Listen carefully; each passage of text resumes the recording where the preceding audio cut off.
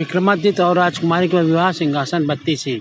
10वीं पुतली प्रभावती ने जो कथा सुनाई वह इस प्रकार है कि एक बार राजा विक्रमादित्य शिकार खेलते खेलते अपने सैनिकों की टोली से काफ़ी आगे निकलकर जंगल में भटक गए।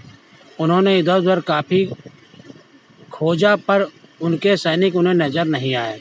उसी समय उन्होंने देखा कि एक सुंदर युवक एक पेड़ पर चढ़ा और एक शाखा से उसने एक रस्सी बांधी, रस्सी में फंदा बनाया था, उस फंदे में अपना सर डालकर झूल गया।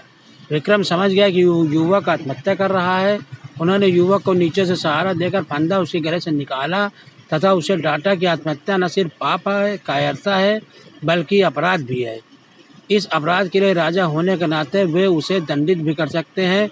युवक उनकी रोबीली आवाज़ तथा वेशभूषा से ही समझ गया कि वे राजा है, इसलिए भयभीत हो गया। राजा ने उनकी गर्दन सहलाते हुए कहा कि वह एक स्वस्थ और बलशाली युवक है, फिर जीवन से निराश क्यों हो गया? अपनी मेहनत के बल पर वह आजीविका की तलाश कर सकता है। उस युवक ने उन्हें बताया कि उसकी निराशा का कारण जीवोपार्जन नहीं है, वह विपन्नता से निराश होकर आत्महत्या का प्रयास नहीं कर रहा। राजा ने जानना चाहा कि कौन सी ऐसी व्यवस्था है जो उसे आत्महत्या के लिए प्रेरित कर रही है। उसने जो बताया वह इस प्रकार है। उसने कहा कि वह कलिंग का रहने वाला है तथा उसका नाम वसु है। एक दिन वह जंगल से गुजर रहा था कि उसकी नज़र एक अत्यंत सुंदर लड़की पर पड़ी। वह उसके रूप पर इतना मोहित हुआ कि उसने उसी समय प्रलय निवेदन कर डाला।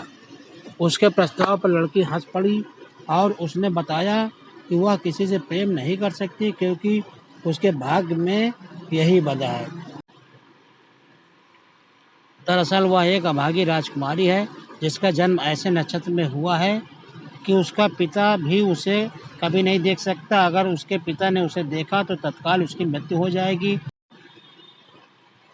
उसके जन्मते ही उसके पिता ने नगर से दूर एक सन्यासी की कुटिया में भेज दिया और उसका पालन पोषण उसी कुटिया में हुआ। उसका विवाह भी उसी युवक से संभव है जो असंभव को संभव करके दिखा दे। उस युवक को खौलते तेल के कड़ाह में कूदकर जिंदा निकल कर दिखाना होगा। उसकी बात सुनकर वह उस कुटिया में गया जहाँ उसके निवास था। वहाँ जाने पर उसने कई अस्थिपिंजर देखे जो उस राजकुमारी से विवाह के प्रयास में खौलते कड़ाह के तेल में कूदकर अपनी जानों से हाथ धो बैठे थे। वसु की हिम्मत जवाब दे गई। वह निराश होकर वहाँ से लौट गया। उसने उसे बुलाने की लाख कोशिश की पर उसका रूप सोते जागते उठते बैठते हर वक्त उसके आंखों के सामने आ जाता। उसकी नींद उड़ गई है। उसे खाना पीना नहीं अच्छा लगता। अब प्राणांत कर लेने के सिवा उसके पास कोई चारा नहीं बचा है।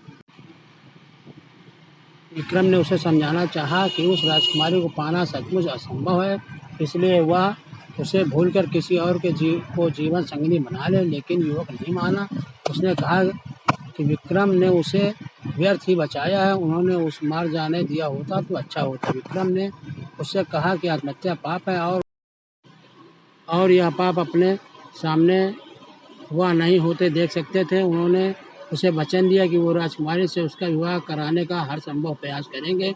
फिर उन्होंने माँ काली द्वारा प्रदत्त दोनों बेतालों का स्मरण किया। दोनों बेताल पलक झपकते उसके सामने उपस्थित हो गए। कुछ ही देर में उन दोनों को लेकर उस कुटिया में आए जहाँ राजकुमारी रहती थी।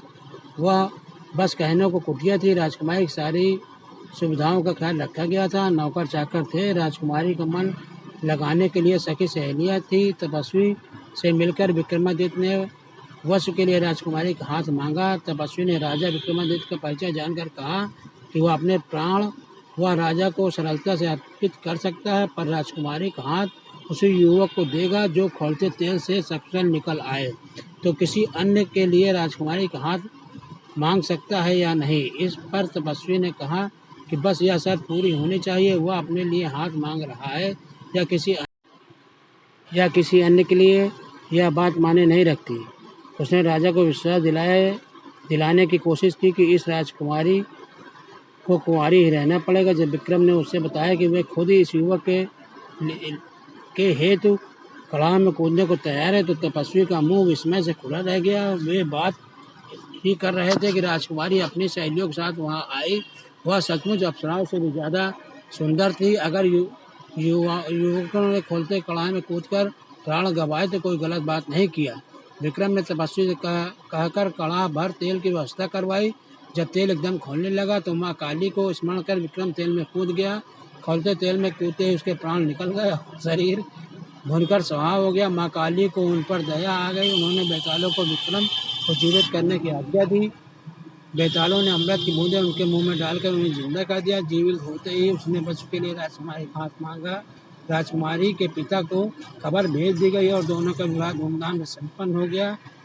कहानी सुनकर पुत्री अपने स्थान पर ध्यान हो गई। राजा मायूस होकर अपने महल में लौट आया।